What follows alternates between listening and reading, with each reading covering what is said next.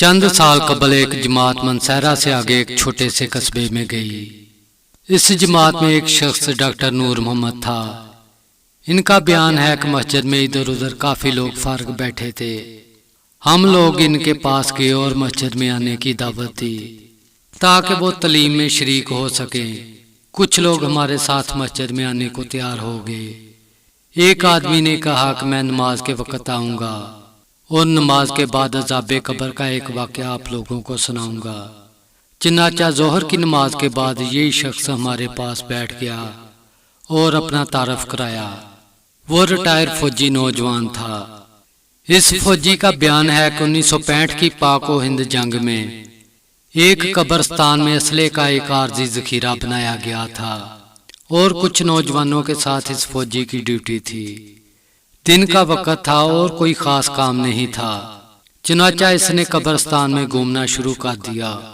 اس کا گزر ایک پرانی قبر کے پاس سے ہوا تو یوں محسوس ہوا جیسے قبر کے اندر سے ہڈیاں ٹوٹنے کی آواز آ رہی ہے۔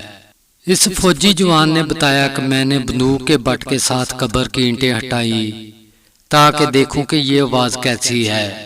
جیسے جیسے میں مٹی ہٹاتا گیا آواز اور تیز ہوتی گئی اور میری دلچسپی اور خوف بھی بڑھتا گیا۔ دن کا وقت تھا، روشنی خوب پھیلی ہوئی تھی۔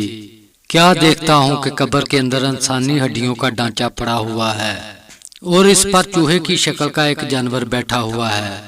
جب وہ منہ اس ڈھانچے پر مارتا ہے تو سارا ڈھانچہ کٹ جاتا ہے اور ہڈیوں کے ٹوٹنے اور چٹکنے کی آواز آتی ہے۔ میرے سامنے اس جانور نے 3 مرتبہ اپنا منہ ہڈی پر مارا۔ مجھے بہت ترس آیا کہ یہ جانور اس کو بہت تکلیف پہنچا رہا ہے۔ چنانچہ رائفل سے میں نے اس جانور کو مارنے کا ارادہ کیا تو وہ مٹی میں چھپ گیا۔ تھوڑی دیر کے بعد جانور قبر سے نکل کر میری طرف لپکا اور میرے اوپر ایسی دہشت سوار ہوئی کہ میں اسے مارنا بھول کر جان بچانے کی خاطر بھاگ کھڑا ہوا۔ کافی دور جانے کے بعد میں نے مڑ کر دیکھا کہ وہ جانور میرے پیچھے تیزی سے بھاگ رہا ہے۔ قریب ہی پانی کا ایک گڑھا تھا۔ اس جانور سے بچنے کے لیے میں اس گڑھے میں داخل ہو گیا۔ میں نے پیچھے مڑ کر دیکھا، جانور اس جوہڑ کے کنارے آ کر رک گیا اور تھوڑی دیر کے بعد اس نے اپنا منہ پانی میں ڈال دیا۔ یکدم پانی کھولنے لگا۔ میں بھاگ کر پانی سے باہر نکلا۔ میری ٹانگیں جل رہی تھی، جلد سرخ ہو چکی تھی اور آبلے پڑ چکے تھے۔ درد کی شدت سے میرا چلنا محال تھا۔ میں نے اپنے ساتھیوں کو آواز دی۔ جب میں نے پیچھے مڑ کر دیکھا تو کچھ نہ تھا بلکہ وہ جانور غائب ہو چکا تھا۔ چنانچہ مجھے ایبٹ آباد کے ہسپتال میں داخل کرایا گیا اور پھر وہاں سے راولپنڈی کے ایک بڑے ہسپتال CMH میں داخل کر دیا گیا۔ میری ٹانگوں کا گوشت گلنا شروع ہو گیا اور ہر وقت بدبودار پیپ اور خون رسا رہتا۔ کسی علاج سے فاقہ نہ ہوا۔ مجھے علاج کے لیے امریکہ بھجوا دیا گیا، مگر مرض بڑھتا گیا۔ جوں جوں دعا کی اور گوشت بھی جاتا رہا۔ اس وقت دونوں ٹانگوں کی صرف ہڈیاں بچ گئی ہیں۔ گوشت آہستہ آہستہ گل کر علیحدہ ہوتا جا رہا ہے۔ ہر وقت مردے کی سی بدبو آتی رہتی ہے۔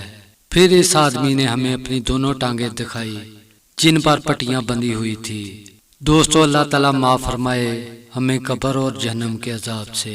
بے شک بعض دفعہ اللہ تعالیٰ لوگوں کو عبرت کے لیے دنیا میں ہی اپنے عذاب کا مشاہدہ کروا دیتے ہیں، جیسا کہ اس واقعہ میں آپ نے ملاحظہ فرمایا۔ اللہ تعالیٰ ہمیں اعمال صالحہ میں لگنے کی توفیق عطا فرمائے، آمین۔ دوستو، ویڈیو اچھی لگے تو ہمارے چینل کو سبسکرائب کریں اور ویڈیو کو دوستوں کے ساتھ شیئر کریں۔